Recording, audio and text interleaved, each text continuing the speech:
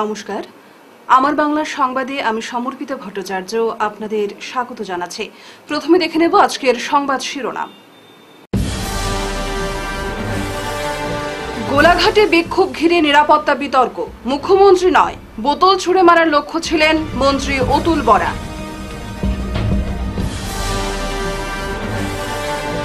জাপানের কানসাই আন্তর্জাতিক বিমানবন্দরে ফ্লাইটের জরুরি অবতরণ, অক্ষত 191 যাত্রী।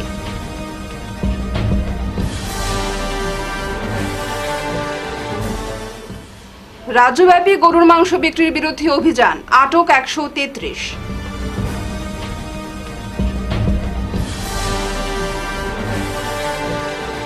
গণতান্ত্রিক আন্দোলনের নামে আসামে চলছে সন্ত্রাসী আন্দোলন বলে হুঙ্কার আকসার।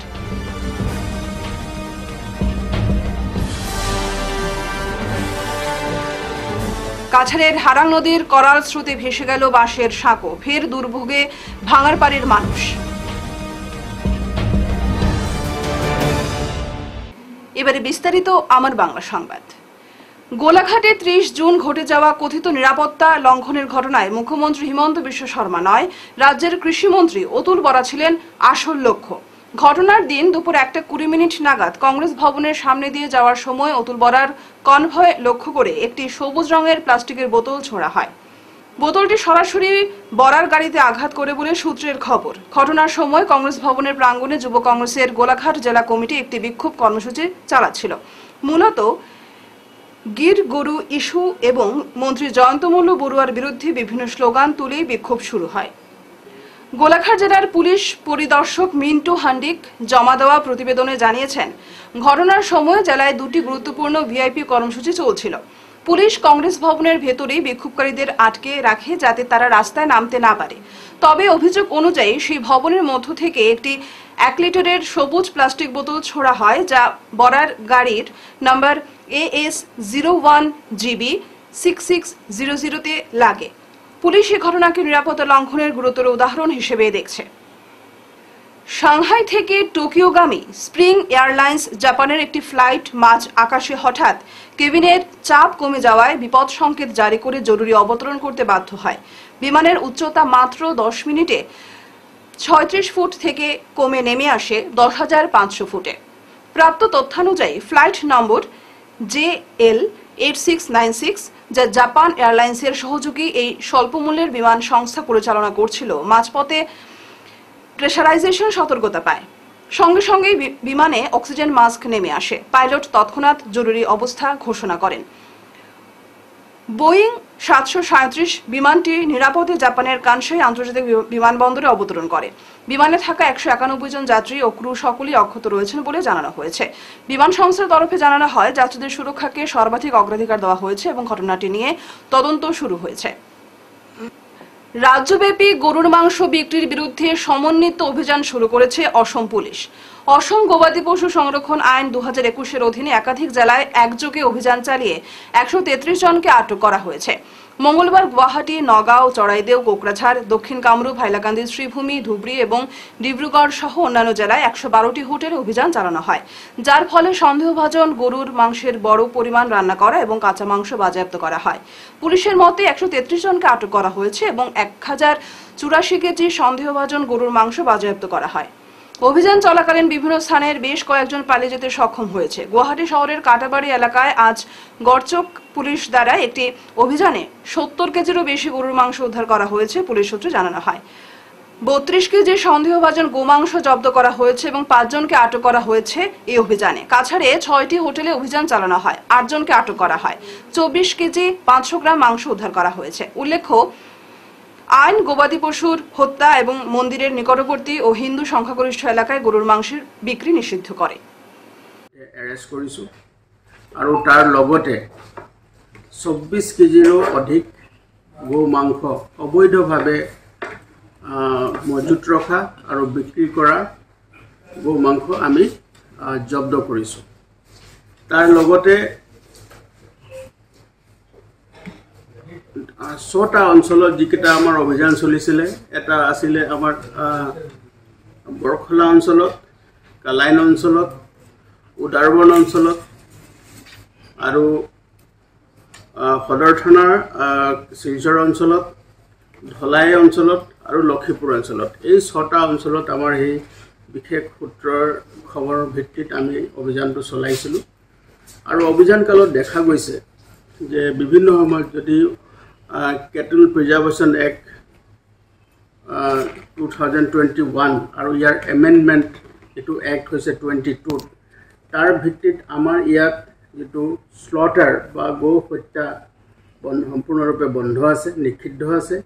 আৰু তাৰ লগতে ইয়াত যিটো স্লটাৰ হাউচ সম্পূৰ্ণৰূপে এখনো অসমত কোনো স্লটাৰ হাউচ নাই। আৰু সেই যিটো বিধি ব্যৱস্থা চৰকাৰে যিটো আইন প্ৰণয়ন কৰিছে তাৰ ওপৰত ভিত্তি কৰি এই আইনৰ ভংগ কৰা অপৰাধত আমি গোলাঘাটে মুখ্যমন্ত্রী ডক্টর হিমন্ত বিশ্ব শর্মার কনভয়ে আক্রমণের ঘটনার পরিপ্রেক্ষিতে শিলচরে ছাত্র সংগঠন আকসার তরফে বুধবার আয়োজিত এক সাংবাদিক সম্মেলনে এপিসিসির সভাপতি গৌরব গগৈর বরাক প্রবেশ নিয়ে নিষিদ্ধ ঘোষণা করা হয়। আকসার দাবি, গণতান্ত্রিক আন্দোলনের নামে আসামে চলছে সন্ত্রাসী আন্দোলন, কিন্তু বিরোধীরা হয়তো ভুলে গেছে এটা কাশ্মীর নয়, আসাম। এপিসিসির সভাপতি পদে নিযুক্তি পেয়ে গৌরব গগৈ তার দায়িত্ব পালনে ব্যর্থ হয়েছে। গৌরব গগৈ প্রকাশ্যে ক্ষমা না চাওয়া পর্যন্ত তার বরাক প্রবেশে এদিন নিষেধাজ্ঞা জারি করেছে ছাত্র সংগঠনটি। প্রত্যেক আক্রমণকারীরা জাতির কলঙ্ক। গোলাঘাট আক্রমণের ঘটনায় জড়িতদের চিহ্নিত করে দৃষ্টান্তমূলক শাস্তি প্রদানের এদিন দাবি জানিয়েছেন আকসার কর্মকর্তারা। সংবাদ মাধ্যমের সঙ্গে কথা বলতে গিয়ে আকসার মুখ্য উপদেষ্টা রূপম নন্দী পুরকায়স্থ জানান, মুখ্যমন্ত্রীর কনভয়কে উদ্দেশ্য করে গতদিন গোলাঘাটে যা ঘটেছে তা দেখে গোটা রাজ্যের মানুষ স্তম্ভিত হয়ে উঠেছেন। মুখ্যমন্ত্রীর বাহনে বোতল ছোড়ার ঘটনা দেশের গণতন্ত্রকে পদদলিত করেছে বলে মনে করছেন আকসার কর্মকর্তারা। আপনারা জানেন যে এ ধরনের নোংরা রাজনীতি আকসা বরদাস্ত করবে না, তাই আন্দোলন নামে এ ধরনের আস্ফালন আমরা সেটা মেনে নিতে পারি না। গণতান্ত্রিক দেশে প্রত্যেকে গণতান্ত্রিক আন্দোলন করার অধিকার আছে, এটা গণতান্ত্রিক আন্দোলনের মধ্যে পড়ে না। যারা আজকে বোতল ছুঁড়ে মারছে, কালকে পাথর ছুঁড়ে মারবে, এটা কাশ্মীর নয়, এটা আসাম। এবং যারা এ ধরনের কাজে লিপ্ত এদেরকে দৃষ্টান্তমূলক শাস্তি দেওয়া হোক, ভবিষ্যতে যাতে এ ধরনের কেউ কাজ করতে না পারে। তাই আজকে আসামের জনপ্রিয় মুখ্যমন্ত্রী, দুর্দান্ত প্রতাপ মুখ্যমন্ত্রী হিমন্ত বিশ্ব শর্মা দিন রাত এক করে আসামকে একটা 5টি রাজ্যের মধ্যে একটি রাজ্য প্রতিষ্ঠিত করার জন্য দিন রাত এক হয়ে কাজ করছেন। আর আজকে মুখ্যমন্ত্রীর সম্মান আমাদের প্রত্যেকের সম্মান।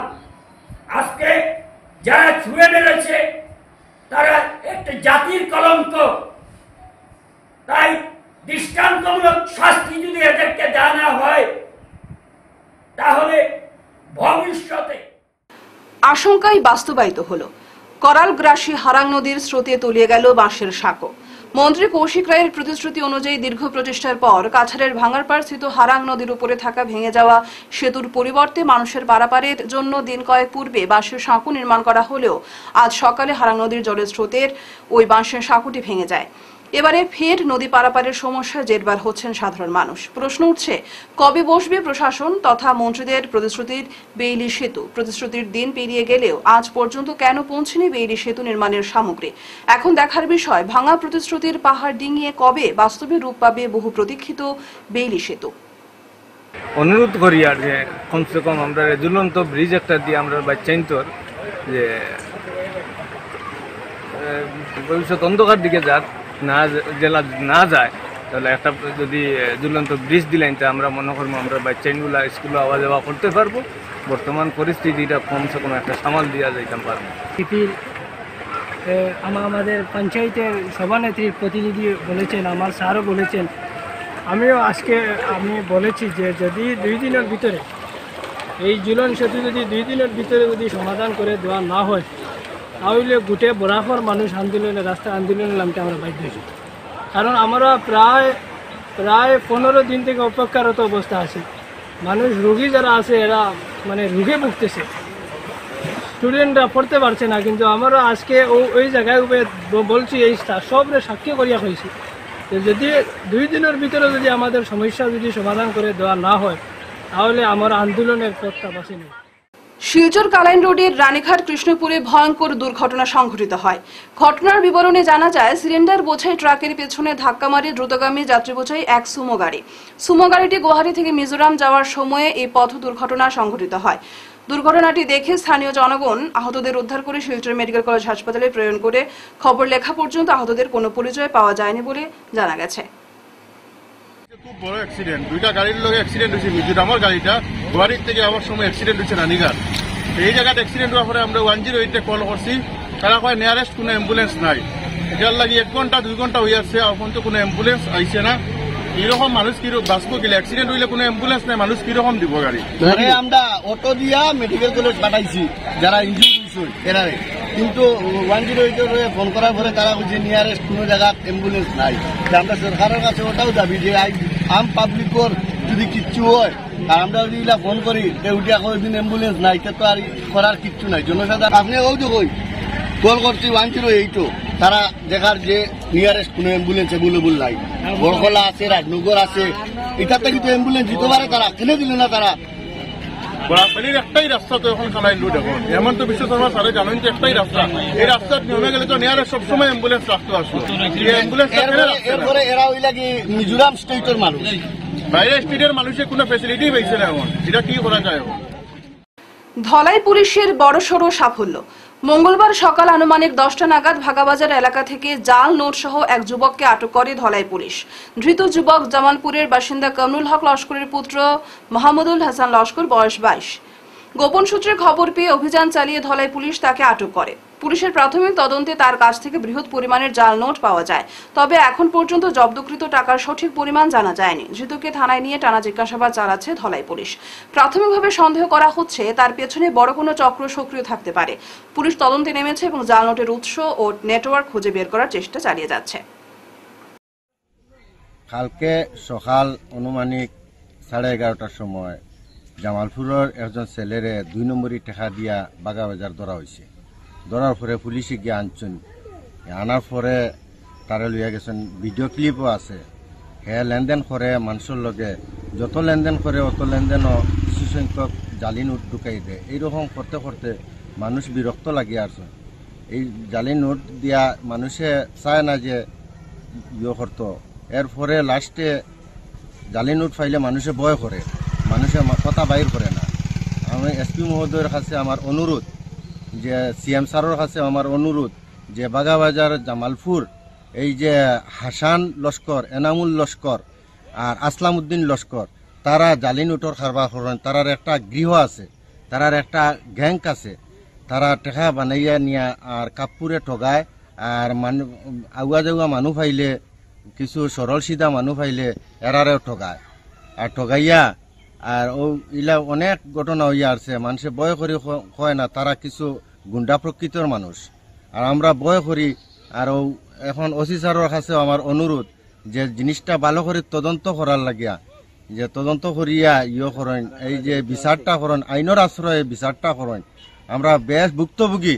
এই যে তারা যে যতটা যে টেকার কেলেঙ্কারি করছে, অতটা টেকা দিয়া যে মানুষের যে অত যে হ্যারাসমেন্ট করে, মানুষে খান্দে। আর এই টাকাটা পাইলে মানুষে ভয় করিয়া বাইরে বার করে না।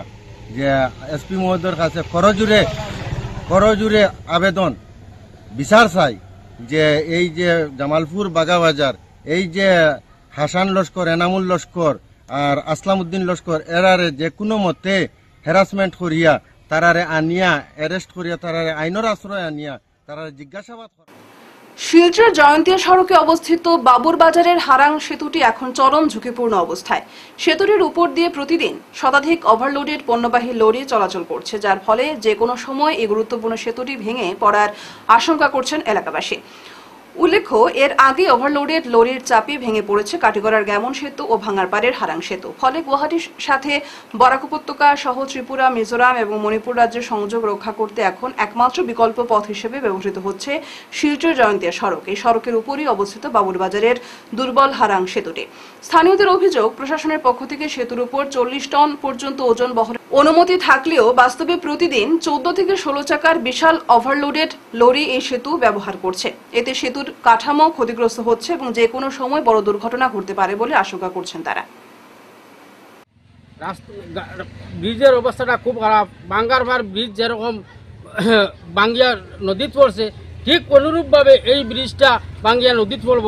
আর এই ব্রিজটা হইল আমরা এত এলাকার সম্পদ, আর দুসরা কোনো ব্রিজ নাই আমরা যাতায়াত লাগিয়া। আর রাস্তাটা অতিরিক্ত ওভারলোড গাড়ি চলার কারণে এত খারাপ হয়েছে, হাঁটিয়া মানুষ চলার মতো ক্ষমতা নাই, রুগীগুলো ইয়া হসপিটাল যাওয়ার মতো ক্ষমতা নাই। দয়া করিয়া আমরা এলাকার MLA, MP, chief minister Assam এবং DC মহোদয়ের কাছে অনুরোধ করিয়ার আমরা বিহিত ব্যবস্থা নেওয়ার লাগিয়া অনুরোধ করিয়ার। সরকারি ঘরের জিও ট্যাগিং নিয়ে গত সোমবার বেতুকান্দির কারারপাড়ে দুপক্ষের মধ্যে মারপিটের ঘটনায় এলাকায় তীব্র উত্তেজনার সৃষ্টি হয়েছিল। ঘটনাকে কেন্দ্র করে এক পক্ষ অপর পক্ষের উপর বিভিন্ন অভিযোগ উত্থাপন করে প্রশাসনের কাছে সুবিচার প্রার্থনা করেছেন।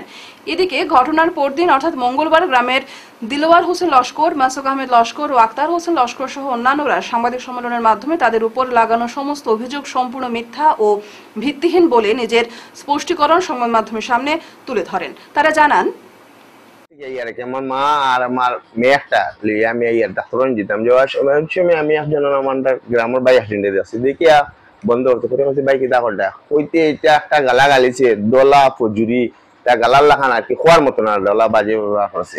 বাদে আমি এখান থেকে গেছি মাথানারে ফাটাইছি ডাক্তারি কেন, বাদে আমি বুঝবেন আমি তো কিছু করছি না, কিছু হয়েছি না, আমার তখন গেলেছে ওত লাইন আমি আবার গেছি ঘুরিয়া যাই। আর যাওয়ার পরে তারা আমারে আমি গিয়ে জিজ্ঞেছি তারা যে আমরা খেতে গেলে হইতে নতুন গুন্ডানি ওতানি মাফিয়া সাফিয়া কইয়া মায়ের ডাকা দুটি শুরু করছে, বুঝছো নি। পরে বাদে কয়েকজন মানুষ জমিশন করছে, আচ্ছা তোমরা যাও গাও আমরা বিকালে দিকে দিন, বাস আমি আইছি। বাদে আমিও যাওয়াই আমার ভাই তারা বকছে তারা আরো লম্বা লম্বা পাথর দেখা যায় বান্ডা বান্ডা বা আশুস লইয়া, বুঝছো নি। বা কা হয় মনে 20-25 জন মানুষ আসলা, কিন্তু দরবার করছে তারা দুইজনে, দলা আর ফজুরি দুইজনে, বুঝছেন। যা তা বাসা করছেন তা তুমি বিশ্বাস করলে না, একবার গিয়ে ফিল্ড দেখিলি গিয়ে তারা ডিএল খবর হইবা।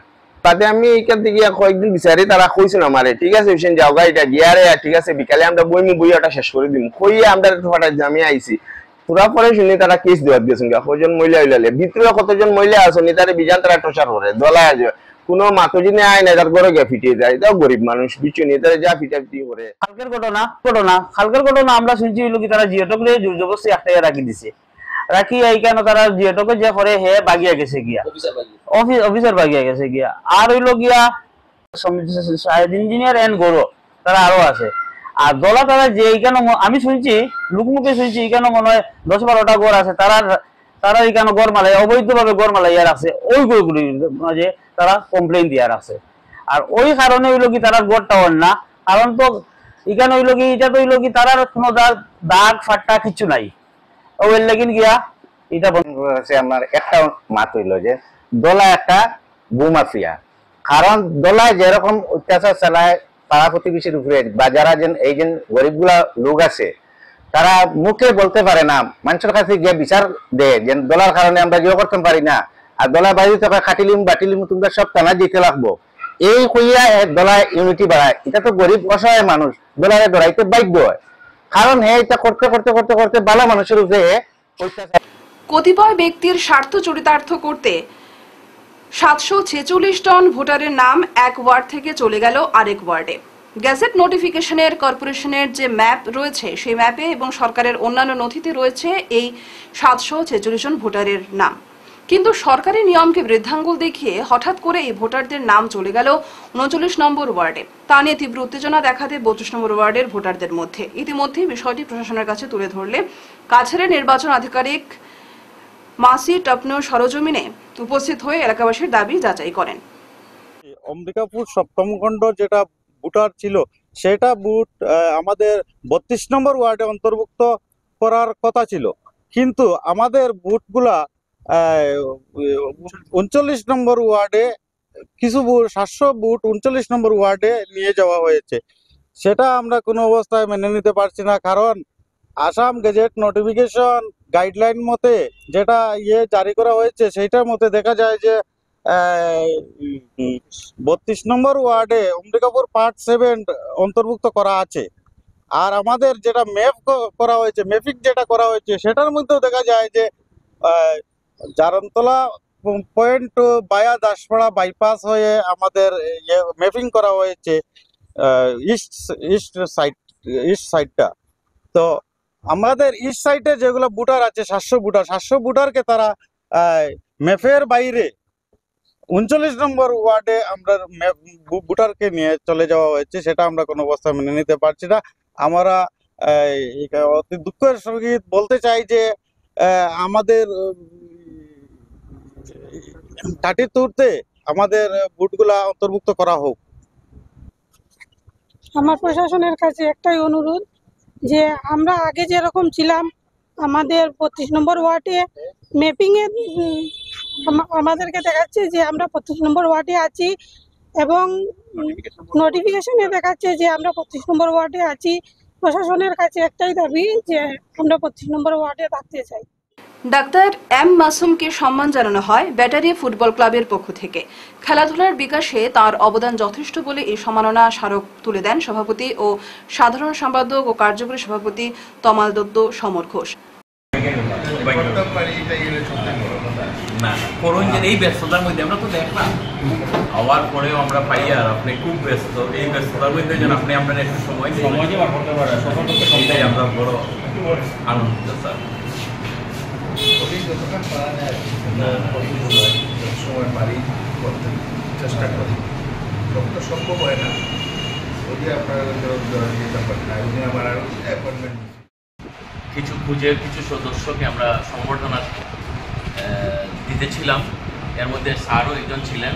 স্যারকে আমরা ওই দিন পাইনি, স্যার একটু ব্যস্ততা ছিলেন স্যার, তাই আজকে ওনার চেম্বারে এসে আমরা আমাদের ভেটারান্সের তরফ থেকে স্যারকে সম্বর্ধনা দিলাম। অনেক অনেক ধন্যবাদ স্যার সময় বের করার জন্য। আপনি খুব ব্যস্ত থাকেন, আপনি শুধু চিকিৎসক নন, আপনি তো একজন বড় সমাজসেবক। Thank you. আপনি কি আজকের খবর ঠিক সময়ে চাইছেন? মিস করবেন না। আমার বাংলা নিউজ নিয়ে হাজির রাত 9টা ও 10টায় সরাসরি আপনার কাছে। দেশের রাজনীতি, অর্থনীতি, শিক্ষা, বিনোদন, খেলাধুলা সবকিছু একসাথে এক জায়গায়। আর সময় মিস হলেই কি হবে? নিশ্চিন্ত থাকুন। পুনঃপ্রচার পেতে পারেন পরের দিন সকাল 9টা, 10টা, 11টা, দুপুর 12:30 ও বিকেল 3টে। বিজ্ঞাপন বা আপনাদের সংবাদ প্রকাশের সুযোগ নিতে যোগাযোগ করুন 9435070039 অথবা 7002745927 এই নম্বরে। শেষ করার আগে বিশেষ আমার বাংলা খবর আরও একবার। গোলাঘাটে বিক্ষোভ ঘিরে নিরাপত্তা বিতর্ক। মুখ্যমন্ত্রী নয়, বোতল ছুড়ে মারার লক্ষ্য ছিলেন মন্ত্রী অতুল বরা।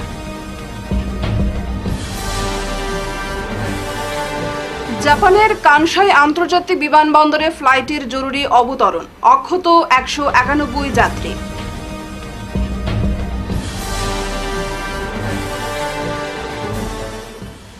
রাজ্যব্যাপী গরুর মাংস বিক্রির বিরুদ্ধে অভিযান, আটক 133।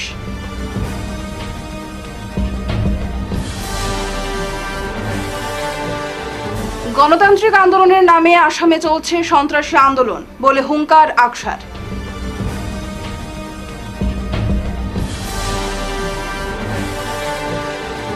কাছাড়ের হারাং নদীর করাল স্রোতে ভেসে গেল বাঁশের সাঁকো, ফের দুর্ভোগে ভাঙারপাড়ের মানুষ।